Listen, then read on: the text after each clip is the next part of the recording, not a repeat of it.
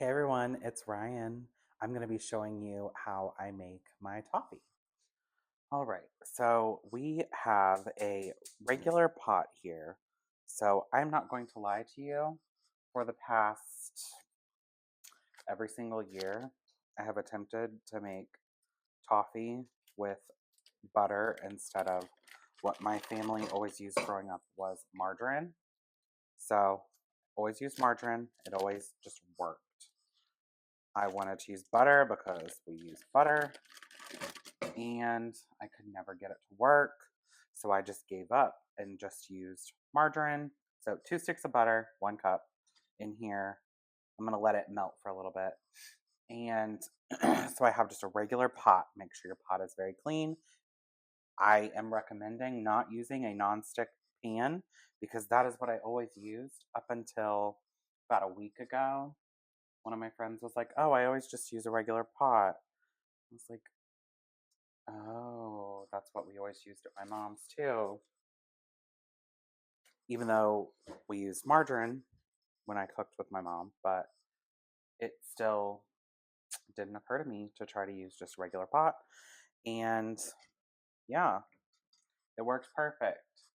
So all those years, I wasted a lot of butter and a lot of sugar for no reason. So now this is melting down. I'm going to go ahead. I have my heat on about medium. I'm going to go ahead and add 3 tablespoons of water.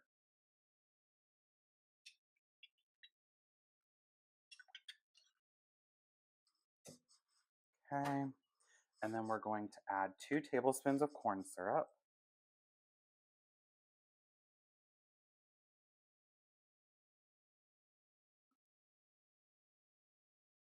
Just a little bit extra because there's always some that gets stuck in the measuring spoon after the first addition.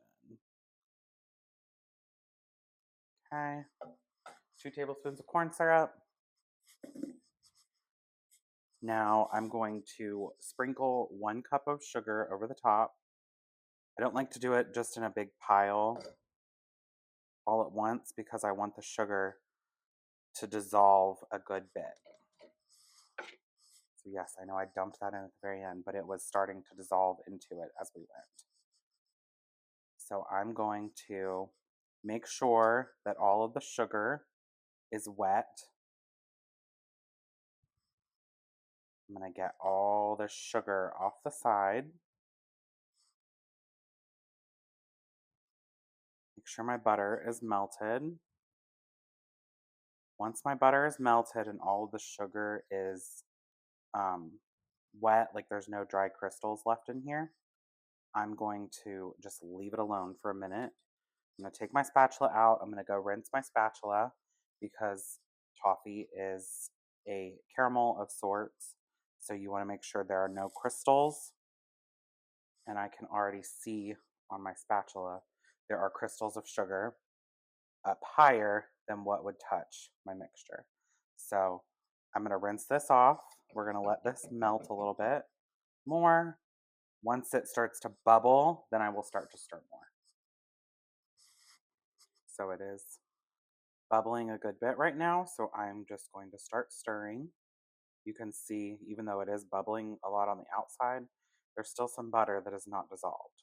So we want to make sure that butter gets dissolved before the syrups and the sugars get too hot, because all that butter is going to do is just cool that temperature back down.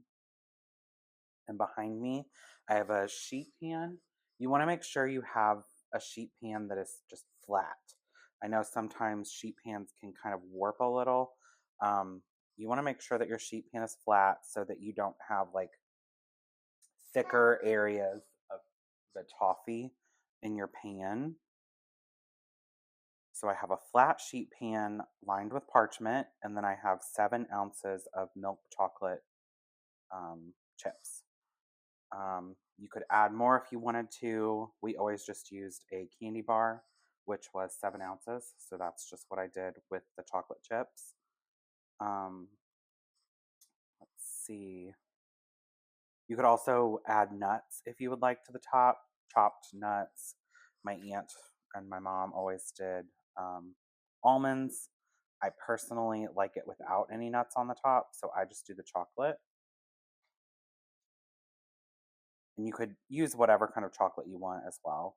I'm using milk chocolate just because that's what I'm used to. You could use semi-sweet, dark, whatever you would like. So now you can see we've got a good boil here, so I'm just continually stirring. And what you're really trying to do with that is just make sure that none of it gets stuck to the bottom and burns.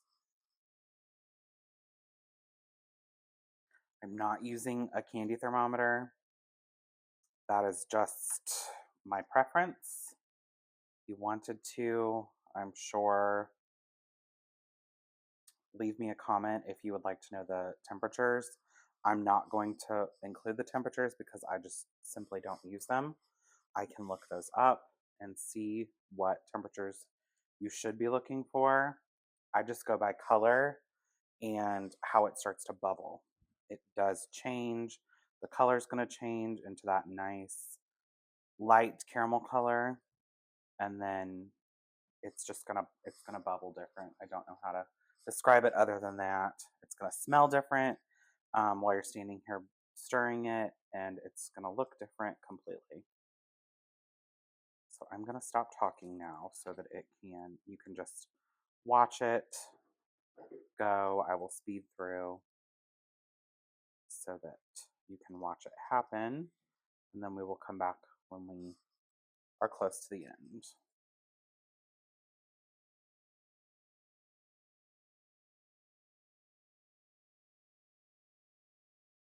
You can see already how it's sort of thickened up a little and the bubbles are changing. It's getting a little foamy. So we're just going to keep stirring.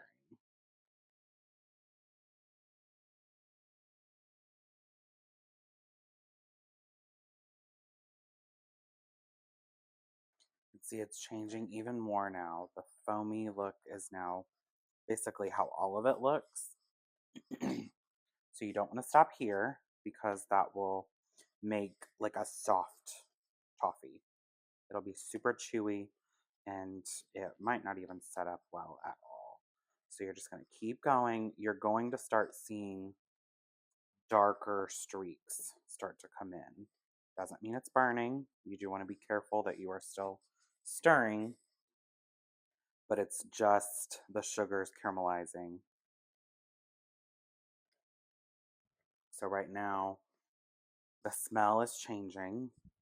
It's, even though it doesn't look like it, the sugars are definitely caramelizing a little more right now. I can smell it. And the bubbles, you'll see that they'll start to get, they're bigger bubbles. The color has changed slightly. So we're just going to keep going. We are not far. Okay, you can see it sort of turned a little bit of a, it's not yellow anymore. It's getting caramelized. And we have been cooking on medium high this whole time. I have not turned the temperature down or up. So we're just going to keep going. It's changing more now. So just keep an eye on it. Keep stirring. Like I said, once the mixture starts to boil good, you don't want to leave the stove. So that's why I have my parchment and my sheet pan already set out, and I have my chocolate already measured out. And then I am going to attempt to hurry and reset up the camera over there before the toffee sets up too much.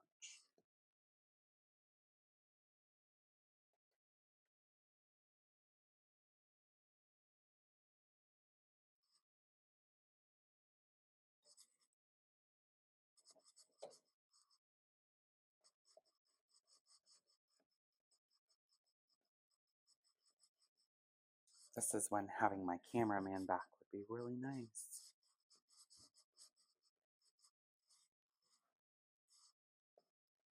You can see it's a light brown now.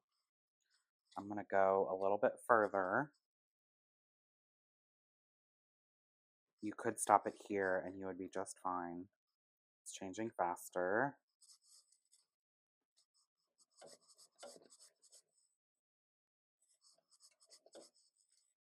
Just a little bit more. You can see the bubbles are now slow in that it's creating larger bubbles on the surface than those quick little rolling boils. So the smell has completely changed now. It smells like toffee. So I'm going to turn this off, reset the camera, and be right back.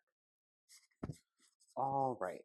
So now we're just going to pour it out on our sheet pan. If you had a Silpat, you could use a Silpat right now. That's what I used to use all the time. I'm unsure why I did not use one right now. Put this in the sink and just spread it out slightly. You don't have to go crazy spreading it out at this point. Like I said, if you have a warped pan, this is where you're going to see that the toffee sort of pools in certain areas. And you don't want that just because it makes it a lot thicker and thinner in different areas. And the heat may affect that as well. Once you pour your toffee on, you might hear your pan sort of creak and warp with the heat.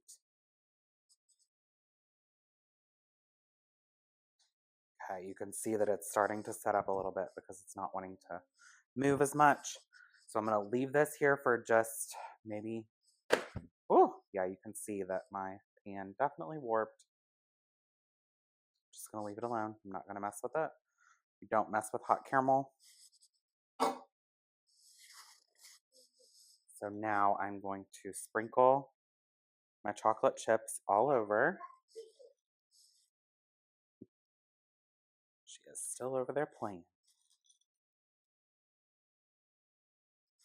Sprinkle these all over, and you could pre-melt your chocolate if you wanted to. I'm not going to do that because there's no need.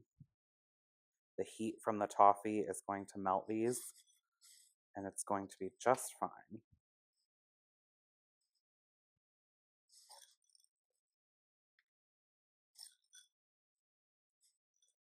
All right, so I'm going to leave this set until you can see how the color changes, and then we will stir them, or smooth them. Okay, so you can see that a lot of them have started to melt, so I'm just going to take a little spatula, and if you wanted to use an offset spatula here, you could. I'm just going to spread this out.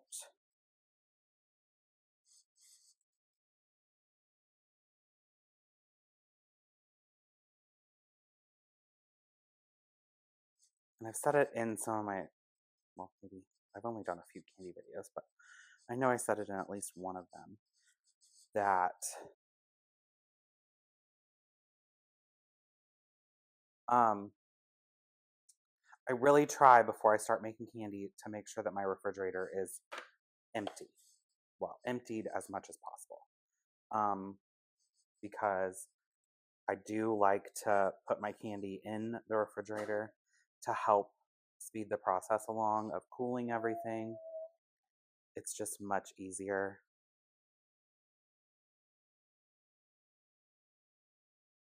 So I did do that. And you don't have to do any of this, but I'm going to do just sort of a little design back and forth. And then once you get the top how you want it, this is when you would add your nuts. All right. So this is going to go in the refrigerator, and I will come back and show you what we will do once this has cooled. Okay, so the toffee has been in the refrigerator for a few hours now, so it's time to break that up, and you can do this by hand. You can honestly just smack it with the end of a knife and it'll break, but for the sake of the video, I'm gonna go in with a knife and just sort of let it do its thing. And I do have on a rubber glove right now because it is just easier.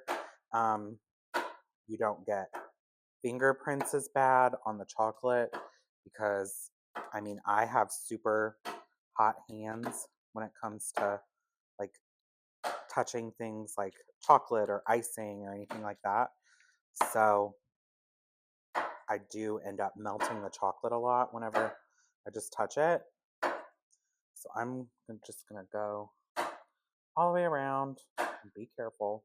I am just using a butter knife here. You could use a sharp one if you want, but I don't trust myself enough for that. So I am breaking these. You could do as big of pieces as you wanted. I am going to do probably a couple platters, at least one for my work. And then we have a Christmas party next weekend. So I will take some to that as well. So I'm just going to do some smaller pieces because there will be quite a few people and a large assortment of candies. So you don't really need a huge piece for everyone.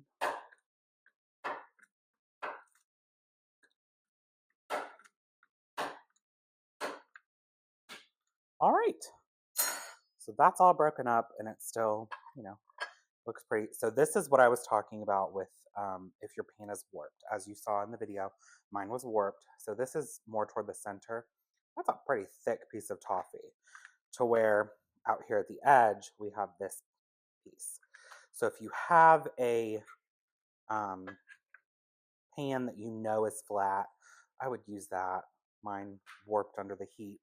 So I'm also going to show you how I like to package these if you're doing like a little gift basket or something for people. I always like to turn down the top just so it stays nice and clean of your bag. These are just little treat bags you can get at most like Walmart, craft stores, anything like that. I just put a good little amount in there. And you can include like the smaller pieces because people, it's mostly for snacking. You're not just gonna, I mean, I do just sit and eat this, but it's just for snacking. So the little bits and pieces are nice to have in there. So just do a small amount. And then I have some twine. I'll cut a couple pieces of that.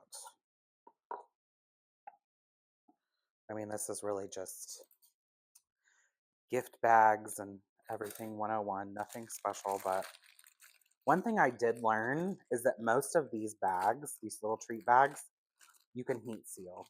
Now, listen, don't go ruining a heat sealer and coming after me because I told you you could. But the ones that I have used, you can heat seal. So if you think someone might be holding on to their candy or something for a little while, you could go ahead and heat seal it.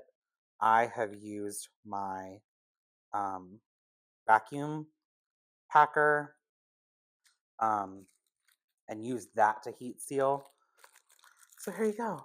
It's just a cute little way to gift somebody some homemade treats. And let's see, I'll try this one too. I love toffee. It's probably my favorite Christmas candy. So thank you for watching. Let me know in the comments if you make any of my candies. Bye.